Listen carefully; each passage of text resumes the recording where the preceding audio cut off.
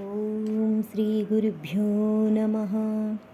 विश्वं दर्पणदृश्यमाननगरे तुल्यं निजान्तर्गतं पश्यन्नात्मनि मायया बहिरिवोद्भूतं यदा निद्रया यः साक्षात् कुरुते प्रबोधसमये स्वात्मानमेवाद्वयं तस्मै श्रीगुरुमूर्तये नम इदं श्रीदक्षिणामूर्तये। बीजस्यान्तरिवाङ्कुरो जगदिदं प्राग्निर्विकल्पं पुनः मायाकल्पितदेशकालकलना वैचित्रचित्रे कृतं मायावीव विजृम्भयत्यपि महायोगी वयस्वेच्छया तस्मै श्रीगुरुमूर्तये नम इदं श्रीदक्षिणामूर्तये।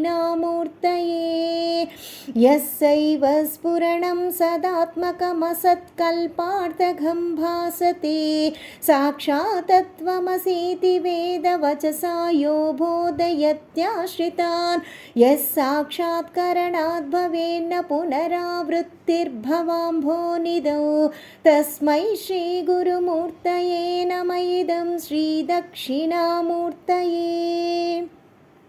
नानाचिद्रघटोदरस्थितमहादीपप्रभाभास्वरं ज्ञानं यस्य तु चक्षुरादिकरणद्वारा बहिः स्पन्दते जानामीति यमेव भान्तमनुभात्येतः समस्तं जगत् तस्मै श्रीगुरुमूर्तये नम इदं श्रीदक्षिणामूर्तये। देहं प्राणमपीन्द्रियाण्यपि चलां बुद्धिं च शून्यं विदुः स्त्रीबालान्धजडोपमा स्महमिति भ्रान्ता वृषं वादिनः मायाशक्तिविलासकल्पितमहाव्यामोहसंहारिणे तस्मै श्रीगुरुमूर्तये नम इदं श्रीदक्षिणामूर्तये। राहुग्रस्तदिवाङ्करेन्दुसदृशो माया समाच्छादनात् सन्मात्रकरणोपसंहरणतो यो भूषुषुप्तः पुमान् प्रागस्वाप्समिति प्रबोधसमये यः प्रत्यभिज्ञायते तस्मै श्रीगुरुमूर्तये नम इदं श्रीदक्षिणामूर्तये।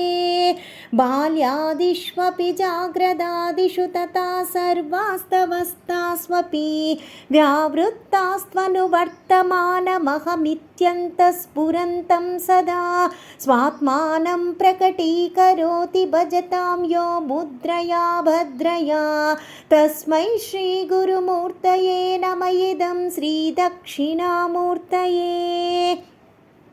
विश्वं पश्यति कार्यकारणतया स्वस्वामि सम्बन्धतः शिष्याचार्यतया तदैव पितृपुत्राध्यात्मना भेदतः स्वप्ने जाग्रति वा य एष पुरुषो माया परिभ्रामितः तस्मै श्रीगुरुमूर्तये नम इदं श्रीदक्षिणामूर्तये।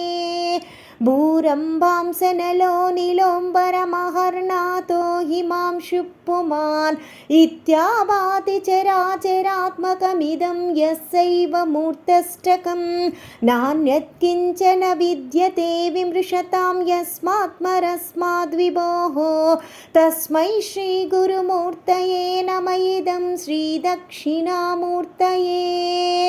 सर्वात्मत्वमिति स्फुटीकृतमिदं यस्मादमुष्मिं स्तवे तेनासस्रवणात्तदर्थमननाध्यानाच्च संकीर्तनात् सर्वात्मत्वमहाविभूतिसहितं स्यादीश्वरत्वं स्वतः सिद्धये तत्पुरुनरष्टदा परिणतं चैश्वर्यमव्याहतं श्रीदक्षिणामूर्तये श्रीदक्षिणामूर्तये।